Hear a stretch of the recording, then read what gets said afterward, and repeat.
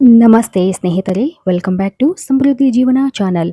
ಇವತ್ತಿನ ದಿನ ಅತ್ಯಂತ ಉಪಯುಕ್ತವಾದಂತಹ ಮಾಹಿತಿ, ಸರಳವಾದಂತಹ ಮಾಹಿತಿ. ಹೌದು ಸ್ನೇಹಿತರೆ, ನಾವು ಹಲವಾರು ಪೂಜೆಗಳನ್ನು ಹಾಗೂ ಹಲವಾರು ಪರಿಹಾರಗಳನ್ನು ಮಾಡಿದರೂ ಕೂಡ ಯಾವುದೇ ರೀತಿಯ ಯಶಸ್ಸು ಕಾಣ್ತಾ ಇಲ್ಲ, ಯಾವುದೇ ರೀತಿಯ ಬದಲಾವಣೆ ಕಾಣ್ತಾ ಇಲ್ಲ. ಅಂದರೆ ಇವತ್ತಿನ ದಿನ ಅತ್ಯಂತ ಸರಳವಾಗಿ ನಿಮ್ಮ ಯಾವುದೇ ಕಷ್ಟವಿರಬಹುದು, ಅಂದರೆ ಮದುವೆಯ ಸಮಸ್ಯೆ, ಸಂತಾನದ ಸಮಸ್ಯೆ, ಅಥವಾ ಯಾವುದೇ ರೀತಿಯಾದಂತಹ ಆರ್ಥಿಕ ಸಮಸ್ಯೆ ಅಥವಾ ಹಣಕಾಸಿನ ಸಮಸ್ಯೆ ಹಾಗೂ ಸಾಲ ಅತಿಯಾಗ್ತಾ ಇದೆ, ಸಾಲ ತೀರಿಸಲು ತುಂಬಾ ಕಷ್ಟಪಡ್ತಾ ಇದ್ದೀವಿ ಅನ್ನೋದಾದ್ರೆ ಈ ಒಂದು ವಿಧಾನವನ್ನ ನೀವು ಖಂಡಿತವಾಗ್ಲೂ ಮಾಡಬಹುದು ಸ್ನೇಹಿತರೆ.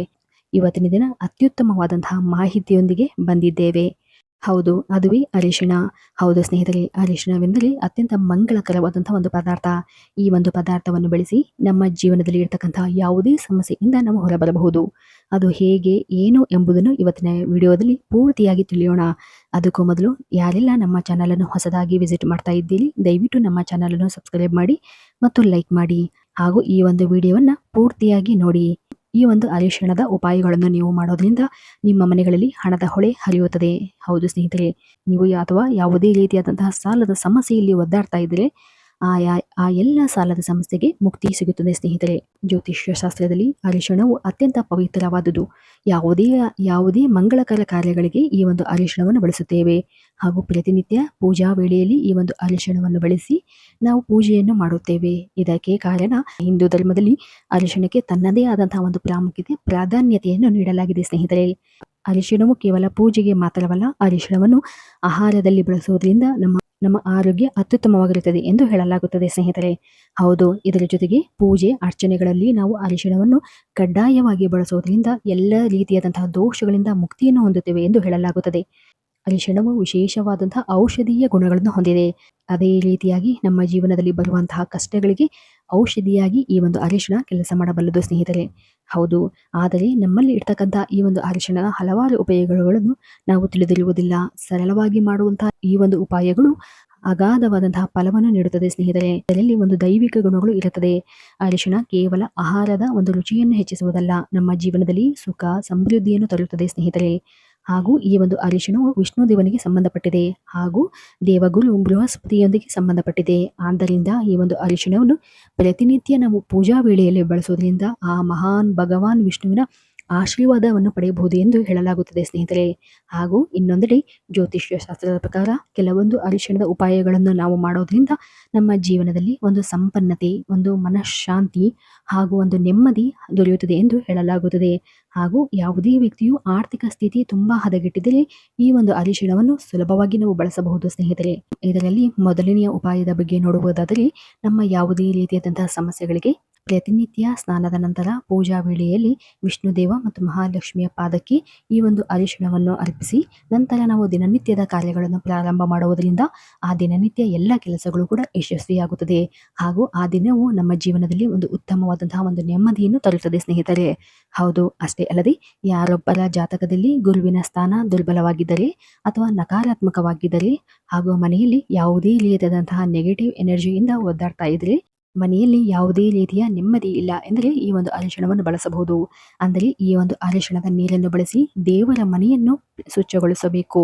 ಹೌದು, ದೇವರ ಮನೆಯಲ್ಲಿ ದೇವರು ಇಡುವಂತಹ ಜಾಗವನ್ನು ಪ್ರತಿನಿತ್ಯ ಅರಿಶಿಣದ ನೀರಿನಿಂದ ಸ್ವಚ್ಛಗೊಳಿಸಿ ನಂತರ ದೇವರನ್ನು ಇಡುವುದರಿಂದ ಆ ಒಂದು ದೇವರ ಮನೆಯಲ್ಲಿ ದೇವರ ಒಂದು ಸಾನ್ನಿಧ್ಯ ಉಂಟಾಗುತ್ತದೆ, ಹಾಗೂ ದೇವರ ಅನುಗ್ರಹಗಳು ನಿಮಗೆ ಸಿಗಲು ಆರಂಭವಾಗುತ್ತದೆ ಸ್ನೇಹಿತರೆ.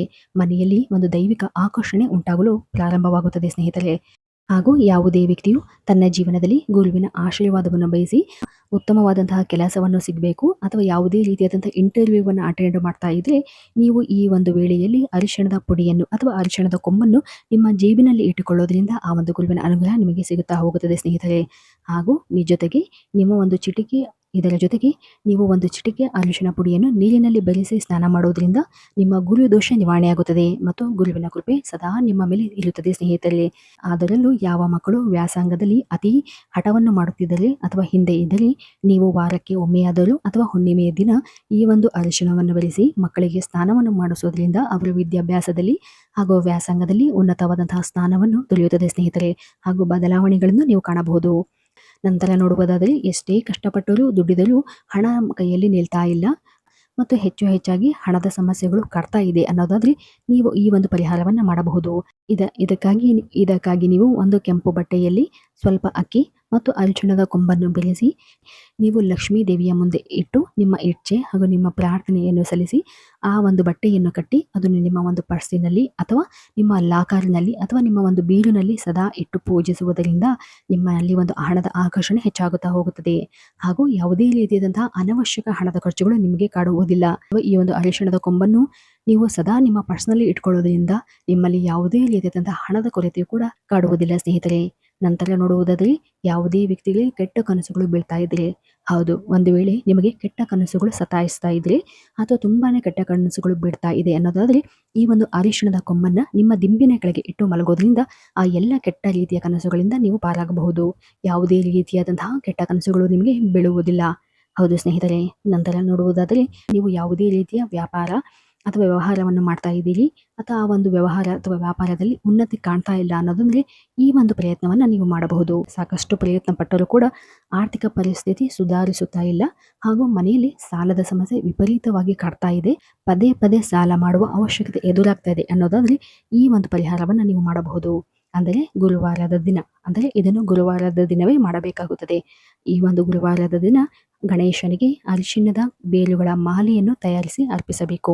ಹೌದು, ಈ ರೀತಿಯಾಗಿ ಮಾಡುವುದರಿಂದ ನಿಮ್ಮ ಎಲ್ಲ ಕೆಲಸ ಕಾರ್ಯಗಳಲ್ಲಿ ಅಡೆತಡೆಗಳು ದೂರವಾಗುತ್ತದೆ ಹಾಗೂ ನಿಮ್ಮ ಬಿಸ್ನೆಸ್ ಕೂಡ ಸುಲಭವಾಗಿ ನಡೆಯಲು ಪ್ರಾರಂಭವಾಗುತ್ತದೆ ಸ್ನೇಹಿತರೆ. ಅಂದರೆ ಗಣೇಶನಿಗೆ ಅರಿಶಿಣದ ಕೊಂಬಿನ ಅಥವಾ ಅರಿಶಿಣದ ಬೇರಿನ ಒಂದು ಮಾಲೆಯನ್ನು ಮಾಡಿ ಅರ್ಪಿಸಬೇಕು. ಹಾಗೂ ಈ ಒಂದು ಅರಿಶಿಣದ ಬೇರನ್ನು ಪ್ರತಿನಿತ್ಯ ನೀವು ಪೂಜಿಸುವುದರಿಂದ ನಿಮ್ಮಲ್ಲಿ ಇರ್ತಕ್ಕಂಥ ಯಾವುದೇ ರೀತಿಯ ಹಣಕಾಸಿನ ಸಮಸ್ಯೆಯಿಂದ ನೀವು ಪಾರಾಗಬಹುದು ಸ್ನೇಹಿತರೆ. ಹಾಗೂ ಈ ಸಾಲದ ಬಾಧೆಯಿಂದ ಹೊರಬರಬಹುದು. ಯಾವುದೇ ವ್ಯಕ್ತಿಯು ಕಂಕಣದ ಭಾಗ್ಯ ಕೂಡಿ ಬಂದಿಲ್ಲ ಅಥವಾ ಇನ್ನೂ ಮದುವೆ ಆಗಿಲ್ಲ ಎಂಬ ಒಂದು ಸಮಸ್ಯೆ ಕಾಡ್ತಾ ಇದ್ರೆ ನೀವು ಈ ಒಂದು ಪರಿಹಾರವನ್ನ ಮಾಡಬಹುದು. ಅದಕ್ಕಾಗಿ ಮೊದಲು ಪ್ರತಿನಿತ್ಯ ನೀರಿನಲ್ಲಿ ಒಂದು ಚಿಟಿಕೆ ಅರಿಶಿಣದ ಪುಡಿಯನ್ನು ಬೆರೆಸಿ ಅರಿಶಿಣದ ನೀರಿನಿಂದ ಸ್ನಾನವನ್ನು ಮಾಡಬೇಕಾಗುತ್ತದೆ. ತಿಂಗಳಿಗೆ ಒಮ್ಮೆ ಅಥವಾ 15 ದಿನಕ್ಕೊಮ್ಮೆ ಈ ರೀತಿಯಾದಂತಹ ಸ್ನಾನವನ್ನು ನೀವು ಮಾಡಬೇಕು. ನಂತರ ಈ ಒಂದು ಅರಿಶಿಣದ ಕೊಂಬನ್ನು ಸದಾ ನಿಮ್ಮ ಬಳಿಯಲ್ಲಿ ಇಟ್ಟುಕೊಳ್ಳಬೇಕು. ಇದರಿಂದಾಗಿ ಪ್ರತಿನಿತ್ಯ ನೀವು ಈ ರೀತಿಯಾಗಿ ಮಾಡುವುದರಿಂದ ನಿಮಗೆ ಅತಿ ಶೀಘ್ರವಾಗಿ ಕಂಕಣ ಭಾಗ್ಯ ಕೂಡಿ ಬರುತ್ತದೆ ಹಾಗೂ ಮದುವೆ ಯೋಗವು ಕೂಡಿ ಬರುತ್ತದೆ ಸ್ನೇಹಿತರೆ. ಯಾವುದೇ ವ್ಯಕ್ತಿಯು ಯಾವುದೇ ಒಂದು ಸಮಸ್ಯೆಯಿಂದ ಒದ್ದಾಡ್ತಾ ಇದ್ದರೆ ಆ ಸಮಸ್ಯೆಯಿಂದ ನಾನು ಹೊರಬರಬೇಕು, ಯಾವ ಪರಿಹಾರ ಮಾಡಬೇಕು ಎಂಬುದು ತಿಳಿಯುವುದಿಲ್ಲ ಎಂಬುದಾದರೆ ಕನಿಷ್ಠ ಪಕ್ಷ ಪ್ರತಿನಿತ್ಯ ಮುಂಜಾನೆ ಅರಿಶಿಣವನ್ನು ವಿಷ್ಣು ದೇವನ ಪಾದಕ್ಕೆ ಅರ್ಪಿಸುತ್ತಾ ಹೋಗಿ. ಈ ರೀತಿಯಾಗಿ ಮಾಡುವುದರಿಂದ ಖಂಡಿತವಾಗಿಯೂ ನಿಮ್ಮ ಜಾತಕದಲ್ಲಿ ಗ್ರಹ ದೋಷಗಳಿರಬಹುದು ಅಥವಾ ಇನ್ನಿತರೆ ಯಾವುದೇ ರೀತಿಯಾದಂತಹ ಕಷ್ಟಗಳು ನಿಮ್ಮನ್ನು ಕಾಡ್ತಾ ಇದ್ರೆ ಆ ಎಲ್ಲ ಕಷ್ಟಗಳಿಂದ ನೀವು ಹೊರಬರುತ್ತೀರಿ.